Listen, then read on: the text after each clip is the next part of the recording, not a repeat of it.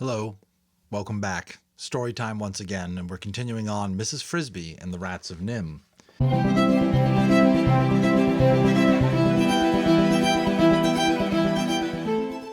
And we're picking up right in the middle of the story of how the Rats of NIMH came to be. They're all trapped inside this lab, and Justin just tried to escape. His attempt was foiled by the scientists who kind of saw it coming, knew better. Let's find out what happens next in this next chapter, A Lesson in Reading. Here we go. Of course, Justin did not escape that day, nor even that year. This is Nicodemus narrating, taking us through the story because he was there. When they, Julie, put on a glove and went to pick him up, he submitted meekly enough. In a short time, he was back in the cage. Yet, he had learned some things. He had, as Julie noticed, examined the air ducts, the openings along the wall through which warm air flowed in winter, cool air in summer, and he had studied the windows. Mainly, he had learned that he could, occasionally at least, jump from his cage and wander around without incurring any anger or injury. All of this, eventually, was important. For it was Justin, along with Jenner, who finally figured out how to get away. I had a part in it too, but all that came later. I won't go into details about the rest of our training, except for one part of it that was the most useful of all. But in general, during the months that followed, two things were happening. First, we were learning more than any rats ever had before. And we were becoming more intelligent than any rats had ever been. The second thing could be considered, from some points of view, even more important, and certainly more astonishing than the first. Dr. Schultz, you will recall, had said that the new series of injections might increase our lifespan by double or more. Yet even he was not prepared for what happened. Perhaps it was the odd combination of both types of injections working together. I don't know, and neither did he. But the result was that, as far as he could detect, in the A group, the aging process seemed to stop almost completely. For example, during the years we were in the laboratory, most of the rats in the control group grew old and sickly and finally died. So did those in the B group. For though they were getting injections too, the formula was not the same as ours. But among the 20 of us in A group, no one could see any signs that we were growing older at all.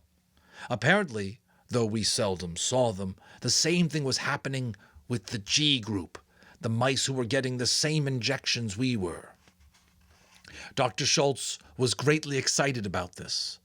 The short lifespan has always been a prime limiting factor in education, he told George and Julie. If we can double it and speed up the learning process at the same time, the possibilities are enormous. Double it. Even now, years later, years after the injections were stopped, we seem scarcely any older than we were then. We could not detect either of these things ourselves. That is, we didn't feel any different, and since we had no contact with the other groups, we had no basis for comparison. All we had to go by was what Dr. Schultz said. He and the others were preparing a research paper about us, to be published in some scientific journal. So each morning he dictated the results of the previous day's tests into a tape recorder. We heard all of it, though there was a lot of technical stuff we couldn't understand, especially at first. Until the paper was published, he kept reminding George and Julie of this, the whole experiment was to be kept secret. The one important phase of training began one day after weeks of really hard work at the shape recognition that I had mentioned before. But this was different. For the first time, they used sounds along with the shapes and pictures, real pictures we could recognize. For example, one of the first and simplest of these exercises was a picture, a clear photograph of a rat. I suppose they felt we would know what that was. This picture was shown on a screen with a light behind it. Then, after I had looked at the picture and recognized it, a shape flashed on the screen under it, a sort of half circle and 2 straight lines, not like anything I had seen before. Then the voice began, R, R, R, and that's spelled A-R-E in terms of like how it would sound as a sound. It was Julie's voice speaking very clearly, but it had a tinny sound. It was a record. Again, these are formats, folks. This book is 30, 40 years old, at least 40 years old. So the form factors, tape recorder, vinyl records and stuff, those are the mediums of the day of how you capture and play back audio. After repeating R a dozen times or so, that particular shape disappeared and another one came onto the screen, until still under the picture of the rat. It was a triangle with legs on it, and Julie's voice began again. I. It's A-I-E-E. When the shape disappeared, a third one came on the screen. This one was a cross. Julie's voice said, T, T, T. It's spelled T-E-A, but again, we're all gathering its letters, right?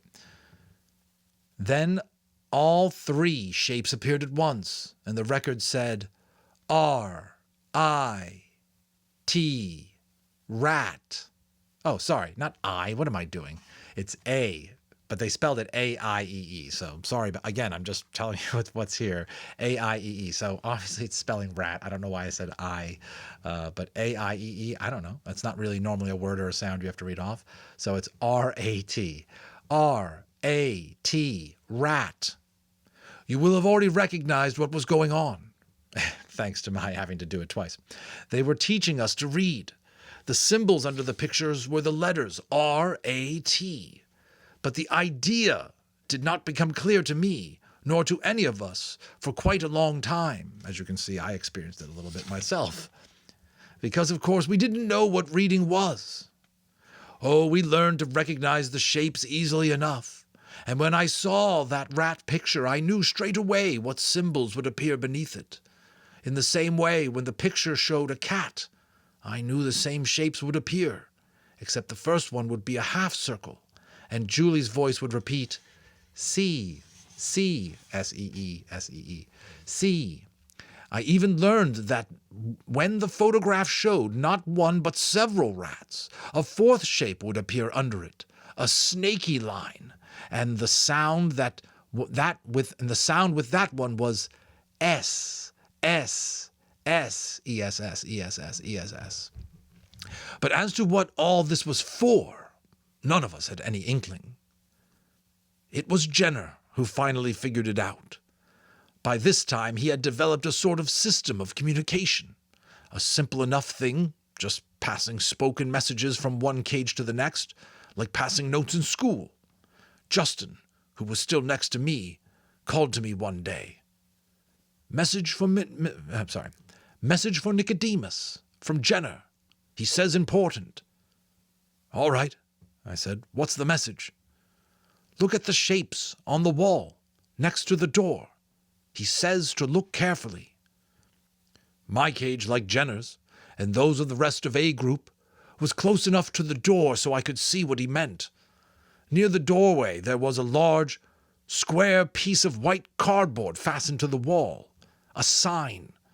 It was covered with an assortment of black markings, to which I had never paid any attention, though they had been there ever since we arrived. Now, for the first time, I looked at them carefully, and I grasped what Jenner had discovered.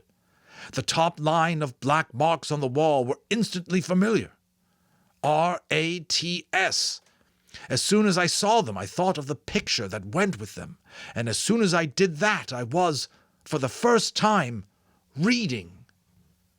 Because, of course, that's what reading is. Using symbols to suggest a picture or an idea. From that time on, it gradually became clear to me what all these lessons were for, and once I understood the idea, I was eager to learn more. I could scarcely wait for the next lesson. And the next. So this is at the bottom of page 124 in my copy. I think if you're writing a paper about this or doing for class, it's worth pausing here at this moment. I think this is sort of a teachable or learning moment. They've just described literally how animals are taught things. Obviously, these are extraordinary animals in a fiction book who have learned to read. Not really possible to teach rats to do that. But we have seen on documentaries and things like that, many, many animals get taught to recognize shapes and many things, and rats included. So we got a kind of a remarkable experience of how that reinforcement and learning is done, and how that's kind of broken down mentally right there. You just heard Nicodemus describe it. Anyway, the whole concept of reading was, to me at least, fascinating. I remember how proud I was when, months later, I was able to read and understand that whole sign. I read it hundreds of times, and I'll never forget it. Rats may not be removed from the laboratory without written permission. And at the bottom, in smaller words, in smaller letters, the word NIMH, N-I-M-H. But then a puzzling thing came up, a thing we're not even sure about now. Apparently, Dr. Schultz, who was running the lessons, did not realize how well they were succeeding. He continued the training with new words and new pictures every day. But the fact is, once we had grasped the idea and learned the different sounds each letter stood for, we leaped way ahead of him. I remember well, during one of the lessons, looking at the picture of a tree. Under it the letters flashed on, T-R-E-E. But in the photograph, though the tree was in the foreground, there was a building in the background, and a sign near it. I scarcely glanced at T-R-E-E. But concentrated instead on reading the sign. It said, NIMH, private parking by permit only, reserved for doctors and staff, no visitor parking. The building behind it, tall and white, looked very much like the building we were in. I'm sure Dr. Schultz had plans for testing our reading ability. I could even guess from the words he was teaching us what the tests were going to be like. For example, he taught us left, right, door, food, open, and so on. It was not hard to imagine the test. I would be placed in one chamber, my food in another. There would be 2 doors and a sign saying, for food, open door at right, or something like that. Then if all of us moved unerringly toward the proper door, he would know we understood the sign. As I said, I'm sure he planned to do this, but apparently he did not think we were ready for it yet. I think maybe he was even a little afraid to try it, because if he did it too soon, or if for any reason it did not work, his experiment would be a failure. He wanted to be sure, and his caution was his undoing. Justin announced one evening around the partition, I'm going to get out of my cage tonight and wander around a bit. How can you? It's locked. Yes, but did you notice, along the bottom edge, there's a printed strip? I had not noticed it. I should perhaps explain that when Dr. Schultz and the others opened our cages, we could never quite see how they did it. They manipulated something under the plastic floor, something we couldn't see. What does it say? I've been trying to read it the last 3 times they brought me back from training. It's very small print, but I think I've finally made it out. It says, to release door, pull knob forward and slide right.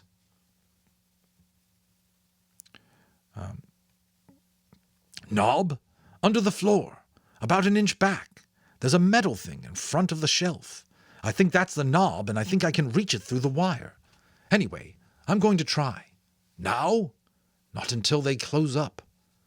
Closing up was a ritual Dr. Schultz, George, and Julie went through each night. For about an hour they sat at their desks, wrote notes in books, filed papers in cabinets, and finally locked the cabinets. Then they checked all the cages, dimmed the lights, locked the doors, and went home, leaving us all alone in the still laboratory.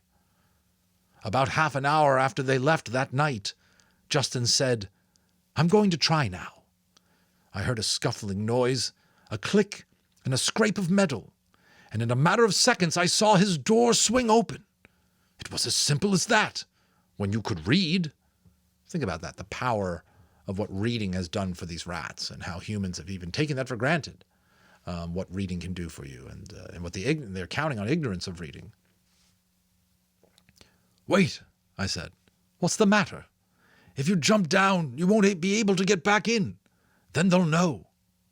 I thought of that. I'm not going to jump down. I'm going to climb up outside of the cage. It's easy. I've climbed up the inside 1,000 times. Above these cages there's another shelf, and it's empty. I'm going to walk along there and see what I can see. I think there's a way to climb to the floor and up again.